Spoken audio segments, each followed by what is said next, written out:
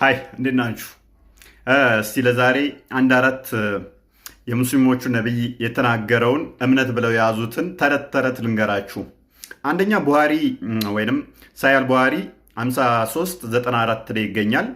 ናሬትድ ኢብን ዑመር እንደተረከው አላስ ሚሴንጀር ሴድ a believer eat in one intestine or is satisfied with little food and a kafir ወይንም unbeliever or hypocrite eats in 7 intestine or eats too much።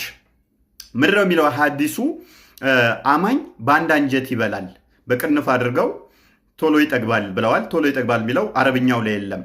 አማኝ ያልሆነ ደግሞ በሰባት አንጀት ይበላል ወይንም ቶሎ አይጠግብም የሚለው አረብኛው ላይ የለም። አሁን ልብ በሉ፣ እንደዚህ ነው የሚለው ሐዲሱ ቀጥታ ማለት ነው።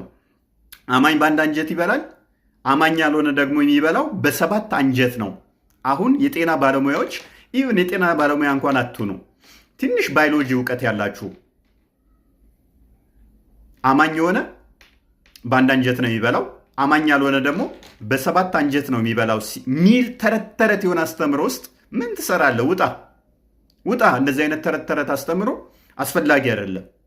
በቃ ለ21ኛው ሴንቸሪ አይመጥንም እንደዚህ አይነት ነገር። ኢቭን በአመጋገብ ነው ቶሎ አይጠግቡም ለማለት ነው ብትባል እንኳን እንዴት ነው አንተ አንድ እንጀራ ስበላ አማኝ ያልሆነው 7 እንጀራ ሊበላ የሚችለው? እንዴት ሊነጻጸር ይችላል? ሐዲሱ ግን ቀጥታ የሚለው ምንድን ነው? አማኝ በአንድ አንጀት ይበላል፣ አማኝ ያልሆነ ደግሞ በ7 አንጀት ይበላል ነው የሚለው። ሁሉም ሰው ግን ተመሳሳይ 2 አንጀት ነው ያለው፣ ትልቁ አንጀትና ትንሹ አንጀት ይባላል። 7 አንጀት ያለው ሰው የለም። ሌላኛ ልጨምርላችሁ ደግሞ ሳይ ሙስሊም 2995 ኤል የሚገኝ ነው።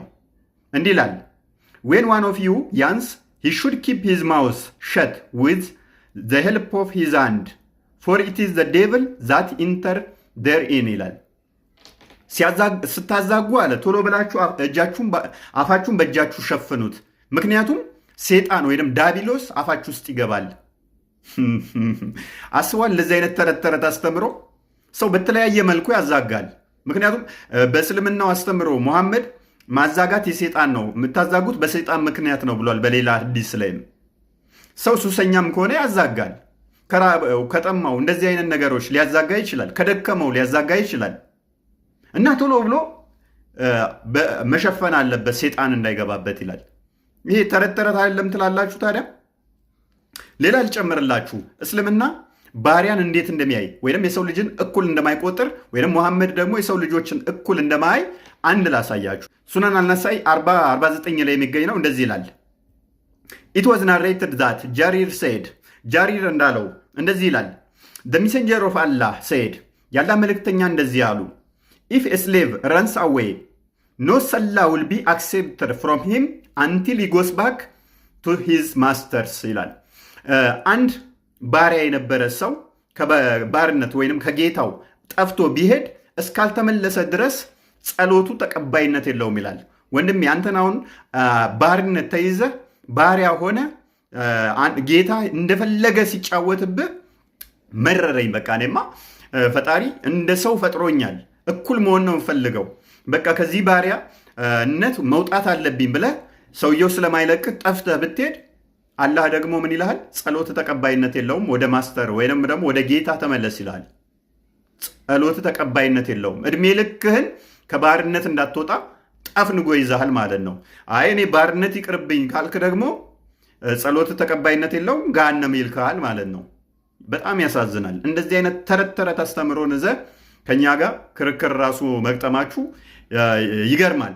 ከዚህ ጋር በተያያዘ ግን ከባርነት ጋር ወይም ከጥቁሮች ጋር ምን አይነት ዘረኝነት እንዳለበት ደግሞ አንድ ልጨምርላችሁ። ይህም የሚገኝ ነው ሚሽካት አልመሳቢ 119 ላይ የሚገኝ ነው። እንደዚህ ይላል አቡደራድ ሪፖርትድ ጋድስ ሜሴንጀር አሴይንግ አቡደራድ የሚባለው የአላህ መልእክተኛ ያሉትን እንዳስተላለፈላችሁ እንደዚህ ይላል ጋድ ክሬትድ አደም ዌን ሂ ክሬትድ ሂም ሂ ስታክ ሂዝ ሾልደር ኤንድ ብሮት ፎርዝ ሂዝ ኦፍስፕሪንግ ዋይት ላይክ ስሞል አንትስ። አላህ አዳምን ፈጠረው ይላል። አደምን ፈጠረውና የቀኝ ትከሻው መታ ሲያደርገው ልክ እንደ ጉንዳን የሆኑ ነጫጭ ዝርዮቹን ከቀኝ ትከሻው አውጣ ይላል። ከዛስ ኤንደ ይላል ኤንደ ሂ ስታክ ሂዝ ሌፍት ሾልደር ኤንድ ብሮት ፎርዝ ሂዝ ኦፍስፕሪንግ ብላክ አስ ዶ ዴ ዌር ቻርኮል። ደግሞም አለ የግራ ትከሻውን መታ መታ ሲያደርግ ልክ እንደ ከሰል ጥቁር የሆኑ ዝርዮቹን አወጣ ይለናል። በቀኝ ያሉትን ነጭ፣ በግራ ደግሞ ጥቁር ከሰል የሚመስሉትን አወጣ ይላል። ከዛስ ዜን አለ ዜን ሂ ሴድ ቱ ዘ ፓርቲ ኦን ሂዝ ራይት ሳይድ፣ ከዛም በቀኝ በኩል ላሉት አለ ቱ ፓራዳይስ ወደ ገነት ኤንድ አይ ዶንት ኬር እና ምን አስጨነቀኝ ወደ ገነት ግቡ በቃ አላቸው። ምኖቹን? በቀኝ በኩል ያሉ ነጮችን፣ በግራስ ያሉትን ትሉኝ። ሂ ሴድ ቱ ዘ ፓርቲ ኢን ሂዝ ሌፍት ሾልደር ቱ ሄል ኤንድ አይ ዶንት ኬር። በግራ በኩል ያሉትን ደግሞ ወደ ገሃነም ንኩት፣ አይመለከተኝም፣ አያገባኝም አላቸው ይላል። ጥቁሮች ኢትዮጵያውያን ባይዞት እዚህ ጋር ከዘረኝነት ጋር በተያያዘ ገና ብዙ ብናወጣው አለ። ኢቨን ኢትዮጵያዎችን ስማቸውን ጠርቶ የት መግባት እንዳለባቸው የተናገረበት አለ። ኢቨን ቢላል የምትመኩበት ምን አይነት በባርነት ሲሰቃይ እንደነበረ እሱንም እናወጣለን ገና። ስለዚህ ጥቁሮች ከአዳም ግራ ትከሻ የተፈጠሩ ናቸው። አላህ ምን አለ? እንዲህ መታ መታ አደረገ፣ ጥቁር በግራ በኩል አወጣና ሂዶ ደጋነ ምን አይመለከተኝም፣ አንተ ጥቁር ነህ ከሰል የመሰልክ። በቀኝ ያሉትን እንዲህ መታ መታ አደረገ፣ ነጭ ልክ እንደ ጉንዳን የሆኑ ነጭ ዝርዮቹን በቀኝ አወጣ፣ አቦ ወደ ገነት ግቡ በቃ አይመለከተኝም አለ ይላል አዲሱ። ጥቁር ሆነ ገነት ገባለው ምትል ሙስሊም ተስፋ ቁረጥ። ኮፒ ሊንክ ሼር ለምንድነው የማታደርጉት እናንተ ሰዎች? አመሰግናለሁ። በሌላ መረጃ እስከምንገናኝ ደህና ሁኑ።